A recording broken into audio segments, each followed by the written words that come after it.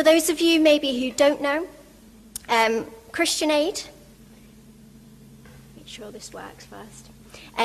We are a UK-based charity, but we're dedicated to fighting global poverty and promoting sustainable development. We were founded in 1945, which means that this year Christian Aid turns 80. So we've been working in and amongst countries all across the world for 80 years. And we work partnering with local organisations to provide emergency relief, support long-term development projects, and to advocate for social justice. As you can see here on the screen, we have a bold vision. It's a vision in which a world exists where everyone has fullness of life, a life that's lived with dignity, free from poverty and need, where our global resources, they are equitably shared and they're sustainably used, and where the voice and the agency of the poor and the marginalised, they are fully realised. And it might seem like we're far away from that, but I liked what was said in the prayer before. You know, when we see it, the end of poverty to be so far away, God, remind us of your hope in kingdom come, and that there will ultimately be an end that we can pray for and believe for kingdom come on earth today.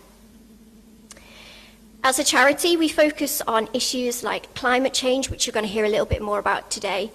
We focus on issues like gender equality and inequality, economic justice and injustice, and we really aim to address the root causes of poverty and inequality. And by choosing to support Christian Aid, you essentially contribute to this global movement that is striving for a fairer and more just world. As I mentioned, we've turned 80 this year, so I thought we'd just watch a really short video clip. It's 45 seconds long, which kind of summarises what we've been up to as a charity for the last 80 years. We stop this. We stop this. When we stop this, we end this. When we stop this, we make space for this. But there's one thing that can't be stopped. Us.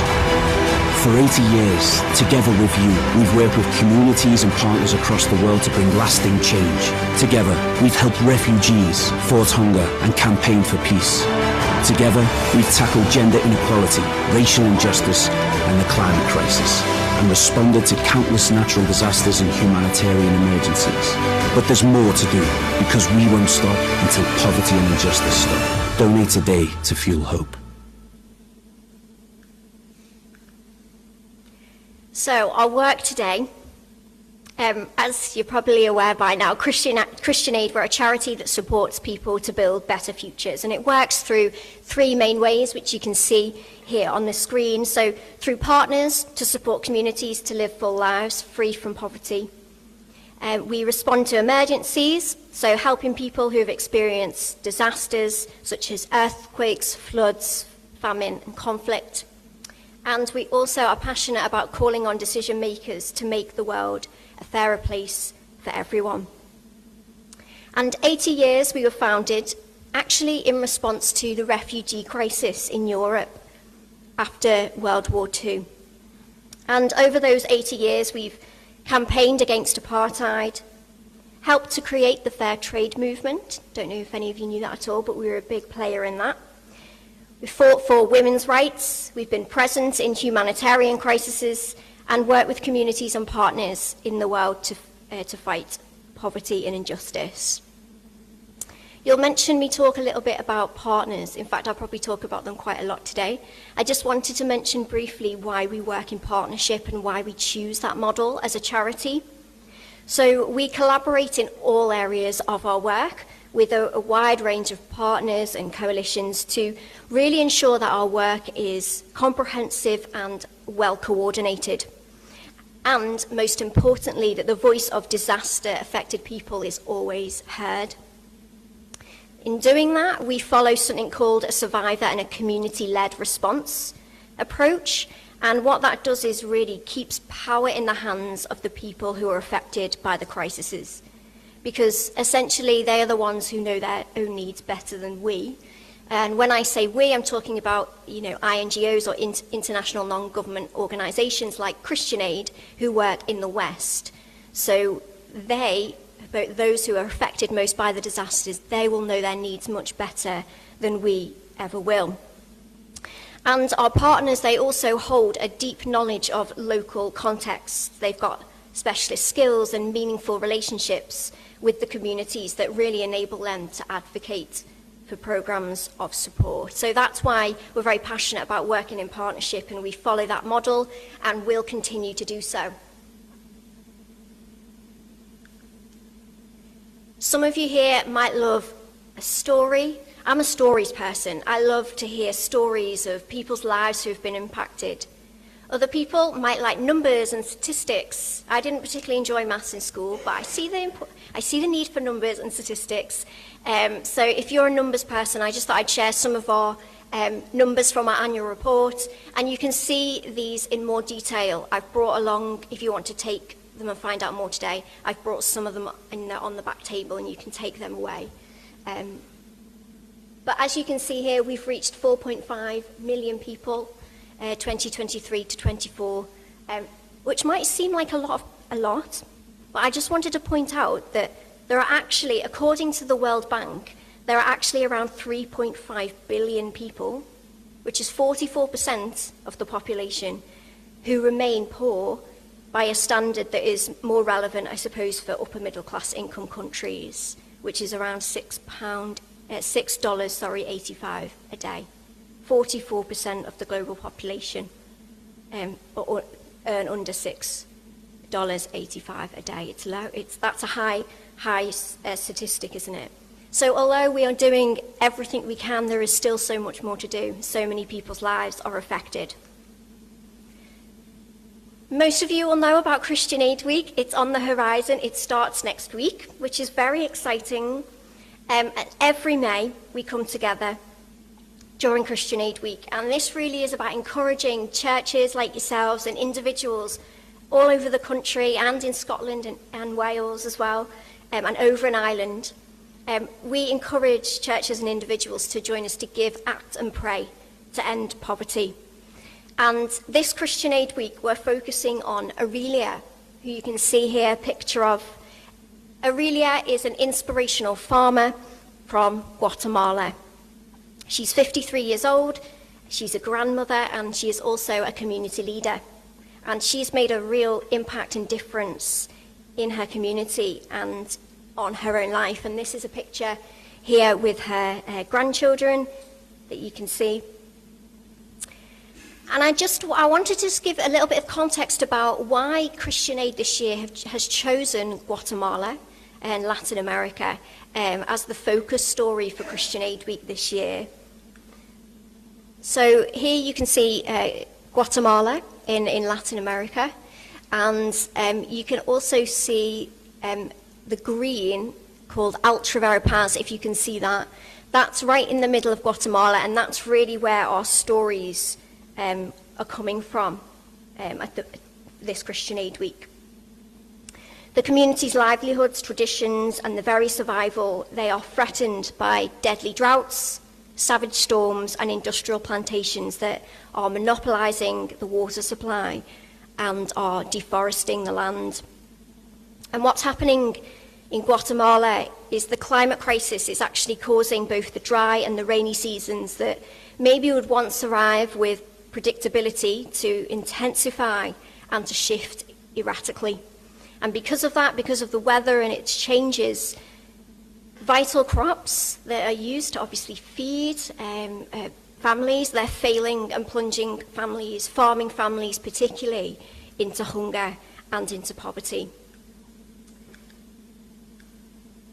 So Guatemala really faces these 5 challenges. I wanted to briefly touch on them. So the first one is hunger. So Guatemala is a hunger hotspot. Malnutrition is robbing children of their health and their development. And in this region, in the Ultra Verapaz region in Guatemala, many families, they depend on agriculture and are exceptionally vulnerable to hunger then when their crops fail. Obviously, and that's going to throw them into poverty. So in 2021, the government reported that 80% of Guatemala's large indigenous population were living in poverty. The legal minimum wage in Guatemala isn't enough to cover the costs of basic supplies and food for a family, and that's around about £7 per day. And around 70% of the working population don't even earn that insufficient minimum. Around 90% of people in this area that Aurelia is from, in El Trevero Paz, 90% of people are currently living in poverty. And then there are the industrial plantations. So indigenous communities who have skillfully farmed their land for generations, they're now facing failing crops. And it's not just the extreme weather that's to blame, but the introduction of vast industrial agricultural plantations. And deforestation has changed the local landscape and the level of natural resources that are growing and their livelihoods. These kind of thirsty industrial plantations will monopolize water sources, and that contaminates what little water is left.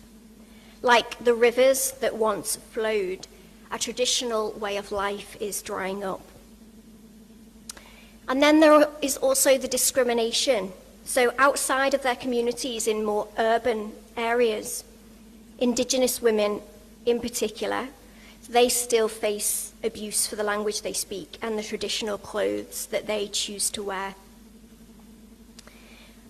And then finally, the climate crisis. So Guatemala is actually among the 10 countries in the world rated most vulnerable to disasters and climate emergencies. As a result, harvests are failing, and families who rely on their own farms to supply their daily food, they're the ones that are being hit the hardest. I also just wanted to mention a little something about women and the climate crisis. When I was at university, this often came up that women are more likely to experience extreme poverty than men. And I thought that's an interesting reason or statistic, or why is that the case? And in today's global context, addressing climate change is actually closely tied to tackling gender inequality. And the reason for this is because women often faced increased barriers to leaving disaster-prone areas because of their caregiving obligations. They might have lack of financial assets and have limited rights to land and to property. Girls and women, they bear an unequal responsibility for securing food, for water and energy and other vital resources, as well as caring for the young and for the elderly as well. And when they do manage to leave, girls and women can often face risks of unemployment, child marriage, human trafficking, and gender-based violence as well. So I'd like to tell you a little bit more about Aurelia, this incredible inspirational farmer and community leader. As mentioned, she's got 8 grown-up children, 5 daughters and 3 sons, and she actually lives with one of her sons and his wife. Grandchildren that you saw a picture of just before, they visit the home most days, and they are a very close and supportive rural community. I've never had the opportunity to go out and meet the families in this community, but Jay, who works for Christian Aid, she went out to meet them, and she really noticed how supportive they were as a community. And faith is incredibly important to them. They live by a blend of Mayan and Catholic traditions. I often find it's helpful for us to actually listen to the people that I'm talking about, essentially, because they can tell their story much better than I ever can. So I thought we'd spend a few minutes listening to Aurelia. And there's another farmer in the video that I'll show you now called Amelia, and they will share their story with us this morning. Drought and deforestation are decimating Guatemala's landscape. The climate is getting hotter every day. It's killing our plants, and it's killing us. Malnutrition rates in children are dangerously high. If you ask me, it's not fair that people are exploiting these resources and benefiting from it, and we are the ones affected and don't have anywhere else to go. Let justice flow down like water, and righteousness like an ever-flowing stream. Amos 5:24. Every day, indigenous farming communities in the Alta Verapaz region must fight the effects of extreme weather and land exploitation to survive. As a child, I was here in the community, and I remember the river was deeper and bigger. There were crabs, shrimps, and big fishes, and I used to go fishing. I learned to swim here. Now, it is very different. It's very shallow. Animals and fish have started dying. They're disappearing, either because there's a bigger population or because it's very contaminated. My plantations have been dying due to the lack of water, and in terms of how it's affecting me, well, there is no food for my family. Climate change is very serious, because without water, we die. This is what's happening here in our territory.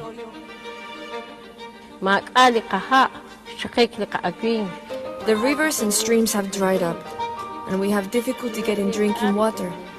This makes me feel very worried because I'm feeling increasingly older with less energy, and my health hasn't been that good recently. The plants are also dying and our crops are affected, so we are at risk of having no food.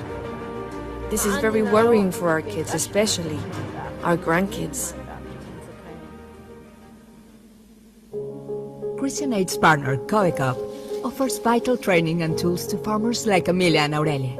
They learn how to construct rainwater collection systems to capture precious water, and are building their resilience to the effects of the climate crisis. We really value the varied support from COECUP, especially the training.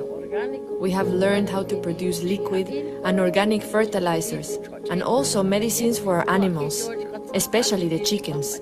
And that's useful, as it also supports our food production.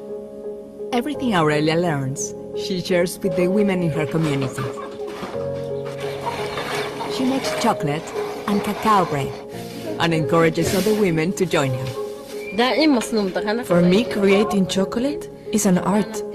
I do it with all my heart, and perhaps that's the reason it tastes so good. With COECUP, Aurelia's learned how to price and market her food products, creating a vital income.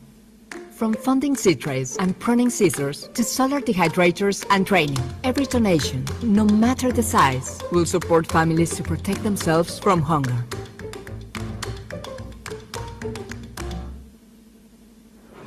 This Christian Aid Week is 7 days to make a difference.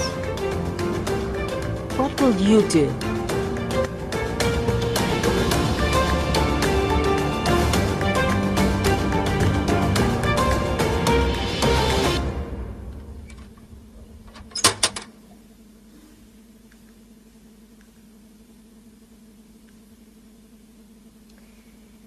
So that was just a little bit of their story. You could see, one thing I wanted to highlight from the video is you could see that Aurelia and the children and the other local farmers, they go to collect water from the cenote, which is like this sink that they have to go down to collect the water.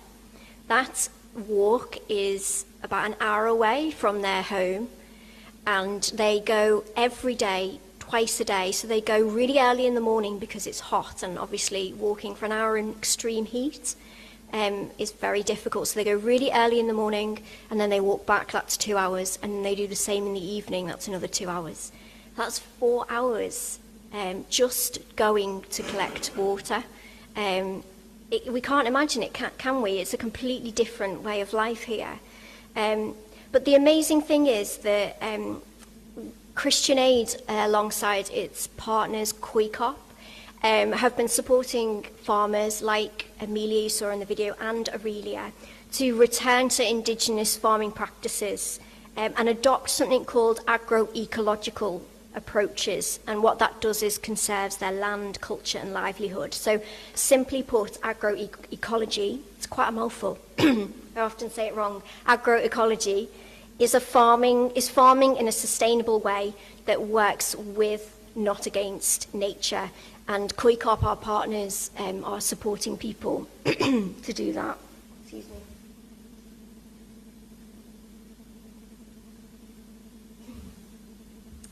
So Aurelia now, she's gained skills to cultivate native seeds that are better suited to the climate change.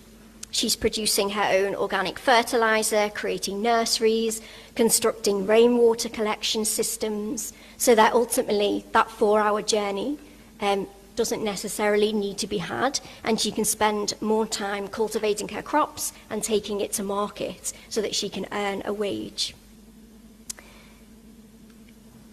I'm just going to pass through this in the nature of time.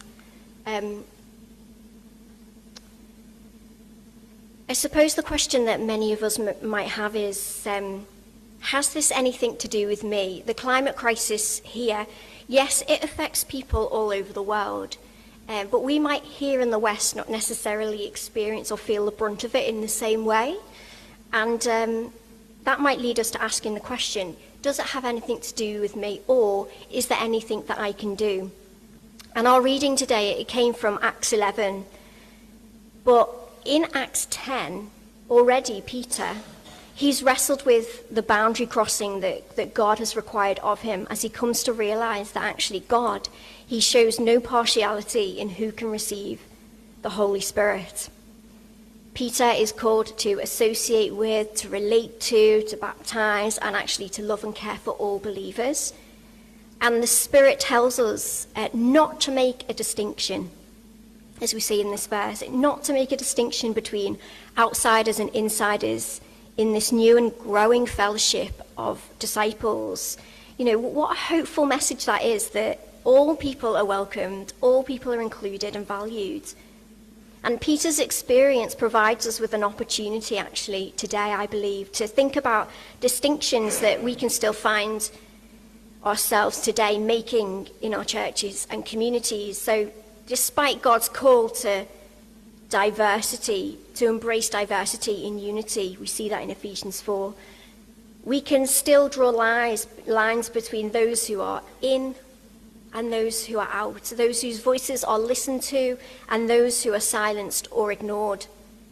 And we may firmly believe that our churches are welcoming to all, but I think it can be helpful for all of us, individuals and for a church community together, to recognizing that welcoming and boundary crossing, actually it's an ongoing task.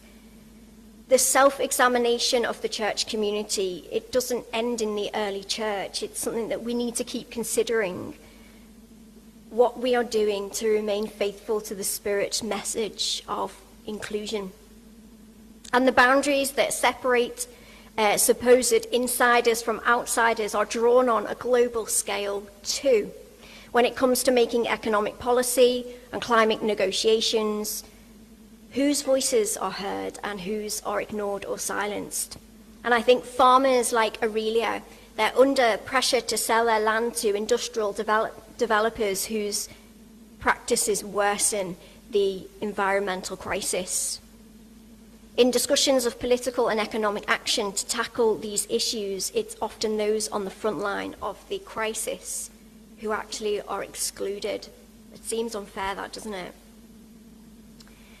So I suppose the question to each and every one of us, including myself, is, are we doing enough as Christian communities to challenge this exclusion? Are we living out our boundary-crossing mission and challenging the structures that treat some people as outsiders? Jesus' new commandment to disciples is both simple and radical. It's to love one another. To love one another just as we are loved by God. Jesus loves the disciples beyond imagination. He loves them, and he also loves us and all creation enough to lay down his life. He loves us to forgive us when we get things wrong, often repeatedly. And he loves us with a love that is everlasting, that is rich in mercy, abounding, and it's steadfast. Thank God for his love. And as followers of Jesus, we're called to share in this love. This is how people will know who we are. Our identity as disciples, it's really rooted in acts of love. And who is included in the scope of this command to love? Well, Jesus shows us just how expansive this command is through his actions and the people he chooses to spend time with. We're to love our neighbour, and our world is our neighbour. We're to love those that wrong us. We're to love those whom the world rejects. We're to love those who trouble us with questions and those who challenge us. That's often hard to do, but still it's a challenge for us. And how do we show our love? Well, Jesus shows his love in words and actions that are directed towards the good of others, even to the point of giving his life up for others. And we're to imitate this love and to be known as Jesus' disciples. Then we must speak up and stand with those who need our support. Aurelia told Christian Aid that she really gives her life to her neighbours. What an inspirational thing to say. Sharing what she learns with them so that they can find new ways to farm and to thrive. So our challenge is, I suppose, how will each of us follow in Aurelia's example of generous and loving service to others this Christian Aid Week? So just to finish, I wanted to kind of draw your attention to, if you do want to get involved this Christian Aid Week, if you would like to give a gift, no matter how small, I just wanted to mention what difference your small gift could make. We're grateful for each and every donations, and as you can see here, £6 could buy the pruning saw that means farmers can tend to their fruit trees. So something they need to use every day to ensure their crops are growing well and healthily. £30 could fund the training session that teaches someone how to make valuable organic fertiliser. And £110 can provide water recycling system that captures rainwater to sustain a family's crops throughout a drought. So together, this Christian Aid Week with our trusted partners like Koikop, we can support communities to protect their farms and their futures. We're united by hope. We believe in a brighter and more just future. We believe it's possible, and that one day no family will worry that their children will go without food. So 11th to the 17th of May, 7 days and to make a difference. We'd love you to join in and be part of the movement. Thank you.